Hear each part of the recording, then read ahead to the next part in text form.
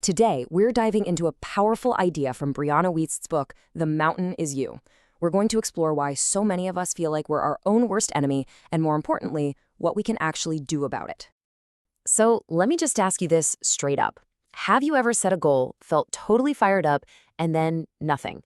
You find yourself procrastinating, making excuses, or somehow doing the exact opposite of what you know you should be doing.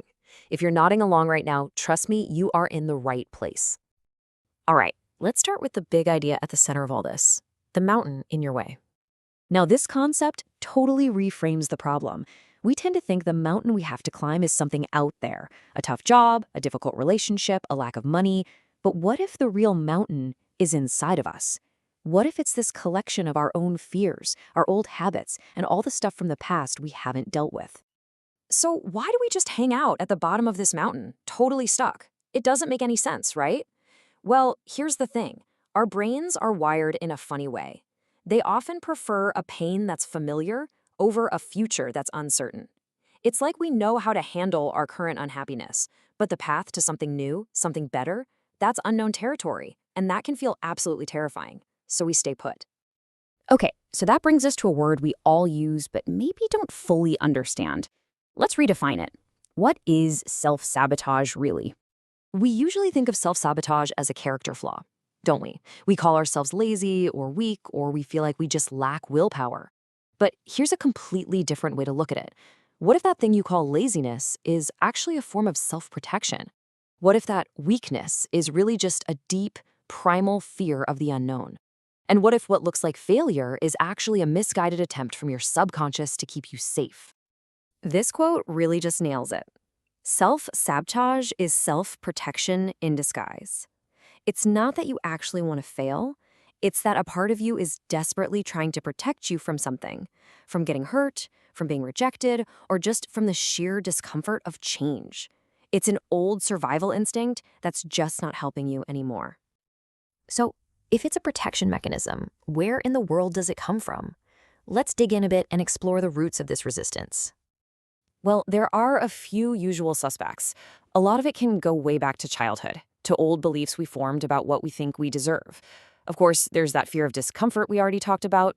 But here's a big one, a conflict between what you think you want and what your unconscious mind really wants.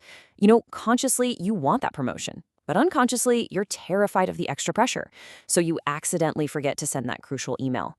Or maybe, deep down, you've learned to associate success with something negative, like more stress or losing touch with old friends. Now listen up, because this is the real danger zone. Self-sabotage loves to show up in that limbo state, that in-between phase. You've quit the old job, but haven't started the new one. You've ended a relationship, but haven't really built your new single life. That void, that period of uncertainty, it is the absolute perfect breeding ground for your old habits to rush back in and pull you right back to what's familiar, even if it's something that makes you miserable. Okay, we get the mountain, we get why we're stuck. So what on earth are we supposed to do about it? Let's get practical. Let's talk about the tools for the climb. Here is a super clear, actionable game plan. First, you've got to get specific.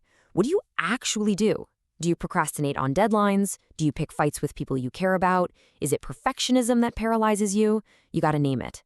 Second, you have to become a detective. Trace that behavior back to its source. What's the fear underneath it all? Fear of not being good enough? Fear of being seen? Third, you have to actively start challenging the story you tell yourself. And finally, and this is so important, you act. But you don't have to conquer the entire mountain in a single day. Oh, I just love this quote because it takes all the pressure off. We have this romantic idea that change happens in one big, dramatic aha moment. But real, lasting transformation, it's built on tiny, consistent, everyday actions. These little micro shifts, these small steps you take over and over again, that's what gets you up the mountain. And while you're at it, here's some more essential gear for your backpack. First, start treating your emotions like data, not like your boss. Your feelings are giving you information, but they don't get to give you instructions. Second, you have to practice self-compassion. You cannot shame yourself into changing. Beating yourself up just makes that negative voice inside even stronger. Self-compassion is the fuel for this climb. And finally, take ownership.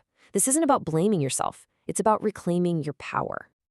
So, what's the whole point of this climb? What does it actually feel like when we start making progress? Well, that brings us to our final section, The view from the top. This whole journey isn't really about getting that shiny external goal, like the new job or the perfect relationship. The real prize is something much deeper. It's internal alignment. It's that feeling of peace you get when what you want, what you believe, and what you do are finally all pointing in the same direction. The real goal is to end the war with yourself. And this is the most beautiful part of it all. The goal isn't just to get to the summit. The process of climbing, of facing your fears, understanding your patterns, taking those little steps, that's what changes you. The climb itself builds the strength and resilience you were looking for all along. You literally become a new person. You become someone who can climb. So, I'll just leave you with this. The real question isn't, how am I going to conquer this massive mountain tomorrow? It's much, much simpler than that. What is the first, tiny, small step you can take on your climb? What's your first micro shift? Thanks for joining me on this one.